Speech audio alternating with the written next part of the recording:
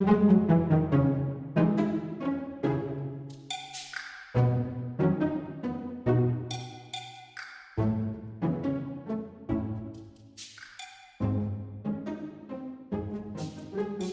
secret is not safe with me, myselves, and I, the podcast where we uncover your alter egos. A bookish Gen Zer by day and a sarcastic stand-up comic by night, I, Corinna, am no stranger to embodying a character if it means I can make vulnerable confessions about my life. I mean, I'd do anything for a laugh. But here, your hidden personalities take center stage as we get to know the real yous. Discover how we can stay true to ourselves with help from our different selves. I'm sure every now and then you wish you could be a kid again, and whether it's because you don't want responsibilities or you want to be able to order chicken nuggets without the waiter thinking you're on some sort of spectrum, we all have an inner child that wants to crawl out from the depths of our soul. And luckily, by the mid 20th century, Walt Disney figured out how to turn that yearning for childlike innocence into a spectacular machine. And thanks to the power of Tumblr, a community of Disney adults emerged, adding a new kind of flavor to the human experience. And as a California transplant from the East Coast, I wasn't super aware of what a Disney adult was. And I was oblivious to the Mickey Mouse forearm tattoos and mini backpacks. But if there's anyone who embodies the charm of the Disney brand, it is today's guest, a certified Disney adult. And as a friend, fellow comic, and producer of Laughably Ever After, a Disney-themed stand-up comedy show, she's also picked up on Disney's ability to capitalize on fun. So, Becca Melkonian, welcome to the pod. How are you?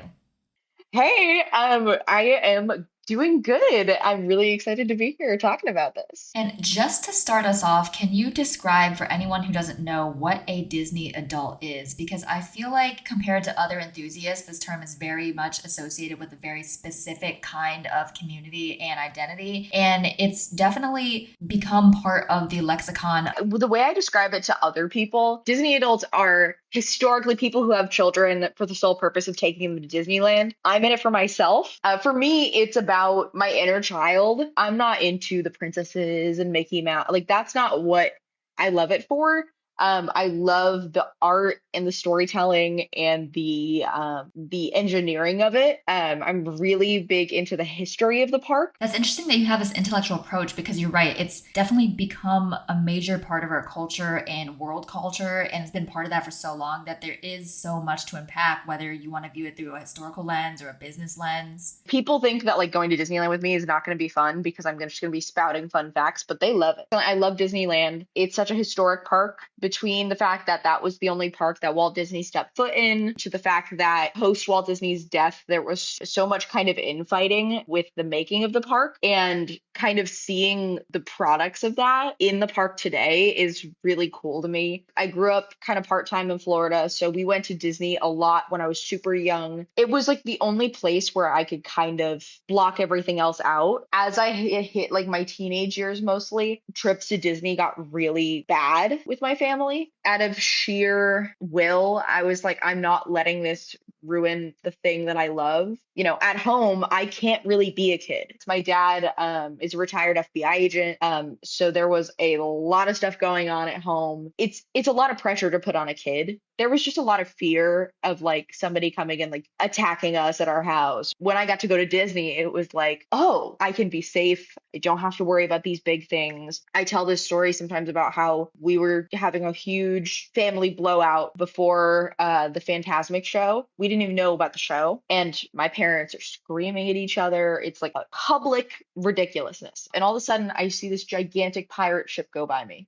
And then everybody shuts up because there's a gigantic pirate ship going by us with Jack Sparrow jumping on it. And then we never spoke about the entire thing again. So whenever I'm in Disneyland, I go and see that show because that show genuinely like saved my life. Looking back, do you think that show helped you kind of lock things up and put things away? Or do you think it just helped put things in perspective and say, you know what, like nothing in life matters. Nothing is that serious because there is a giant pirate ship going by. It was very like, you guys are being so childish right now. We're in Disneyland. Like, cool your jets. It's funny because you're at a place that you're supposed to be a kid and you're talking about your parents being childish, but it's the wrong kind of childish. Like they're supposed to be having fun, but instead they're acting like a spoiled toddler, like, throwing a tantrum. Exactly. As much as I love just like roller coasters and I love just having fun. It has given me a place where I can kind of just be present. Having the annual pass last year literally like saved us because last year we got arsoned. We lost our car, our apartment. We were like, at least we can go to Disneyland next week. It is crazy to think that like your world has literally been up in flames and Disney has just been like a kind of constant and is like, "Oh, don't worry about this. Just have some fun." And it's like a hug almost. I'm very like captivated by like the sense of nostalgia. I can listen to like a parade soundtrack from like a parade I watched when I was like 4 years old and just feel like and be like, I remember how this made me feel. It's funny because the skeptic in me sees those Disney commercials that are like every child remembers their first visit to Disneyland. And I think it's right because like when I was 5 years old, which was like the only time I went to Disney, I remember just like standing in line to meet Mickey and seeing his giant gloves in the washing machine. And I was like, oh, Mickey's doing his laundry. Like I just remember it's like, and especially I guess because Disney obviously is meant for kids and like, is appealing to that kind of sensory learning that you're supposed to be doing at that age. And so it's just like, yeah, when you see those giant ass gloves like tumbling around in the machine, you're like, that like rewires your brain. Like it does an imprint or something. Other parks don't have that level of theming. They don't have that level of like, if they had Harry Potter doing his laundry, I'd be like, damn, that's real. But like they don't. Yeah, like Spider Man's bulge at Universal City Walk just like doesn't cut it. No, no. It's time for Grill and Chill, the segment where you, the listener, get to poke our guests with any question you want and let our inner thoughts run wild. Let the grilling commence. Okay, I'm excited for this because I feel like you're going to teach me some Disney vocabulary. I mean, like, unless that's only for the in group, only for the community. But Ryan wants to know what is up with those little backpacks? Like, what are y'all putting in them? Because they have a specific name, right? I don't remember what they're called.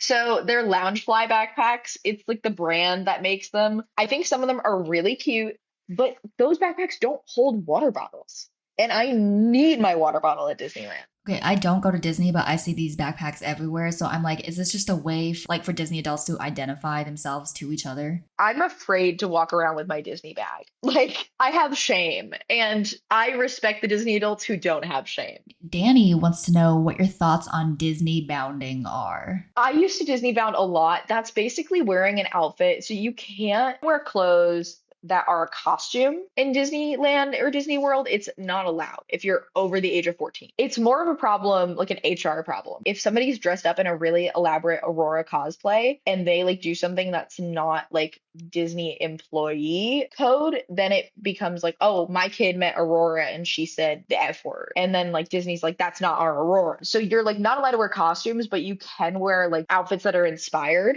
I'm not that good anymore. In the past, I've Disney bounded as Figment from Journey into Imagination at Epcot. I have this really good Small World outfit. I have this really cute skirt that has like the art from It's a Small World on it, which is like Mary Blair inspired art. And I have matching Small World ears. And then I have like a cute shirt and I have like kind of matching shoes. So I have like a full, that's like my best one, I think. But I don't have the energy anymore. But I do think Disney bounding is kind of cool because if I see like a really good outfit, I'm like, yes. Okay, what are the keys to a good Disney bounding? You have to like think out of the box. There are a lot of like great Etsy stores that you can get skirts from, little accessories and stuff, but you definitely have to also take into account like I have to wear this all day. I try and just like make it as comfortable as possible and like make sure it's like intuitive enough that I can wear it in Florida in like 100-degree heat. Orly wants to know, and I think this is funny given that your dad is a retired FBI agent, but Orly wants to know,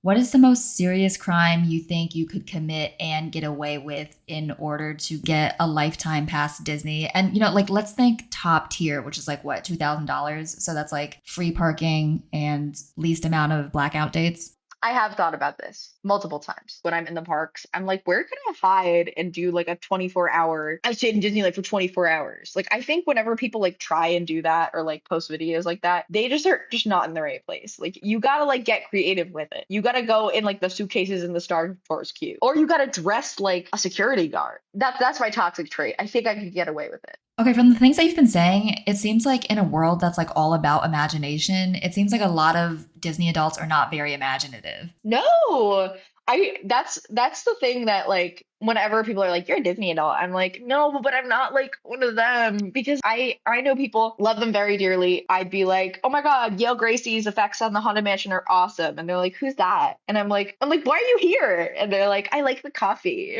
It sounds like you're not like a Disney adult, you're a Disney scholar. Yeah. I joke that I'm a Disney historian. That's like all I talk about there. Like I walk around and I'm like, oh, this animatronic in the Star Tours queue, it used to be on America Sings. They rebranded half the animatronics for Splash Mountain and they rebranded the other half and ripped all the skin off them and put them in Star Tours as droids. And I don't fully understand the people who don't care about those things whatsoever. And then they like don't go on rides either. And I'm like, why are you here? They just like to spend money. They just like to be broke. Yeah, that's the thing is like people are like, how can you afford this? And the reason why we can is because I have a Disney Visa, and when you put things on that Disney Visa, the cash back is like Disney dollars basically, and it can go on a rewards card, and I can use that at the parks. So like we can literally go to Disneyland and spend zero money. Also, the pass pays itself off in like 3 visits. Okay, I can see that like you're a Disney historian and then now you are, studying to get your certification in Disney economics. Yes. It's bad. It's bad. It's embarrassing. I can't say that it's a great decision, but I like it. Hey, I think like whatever makes you happy and you're not hurting anyone and you can do it by saving some money, like who am I to talk? And then last question from Eliza. This is a great question.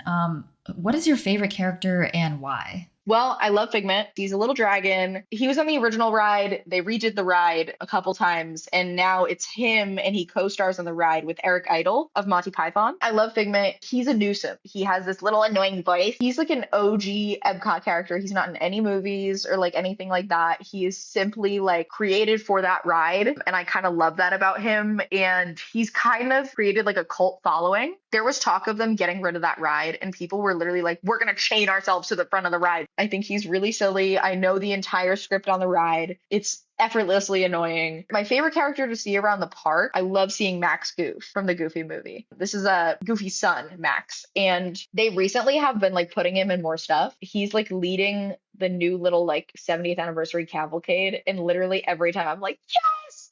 And that legacy is continuing to go on strong for better or for worse. So before I let you go, I want to do a quick recap for my listeners. And you taught us that there are intellectual Disney adults that focus not only on just fictional world building, but also that there is a lot of history to uncover.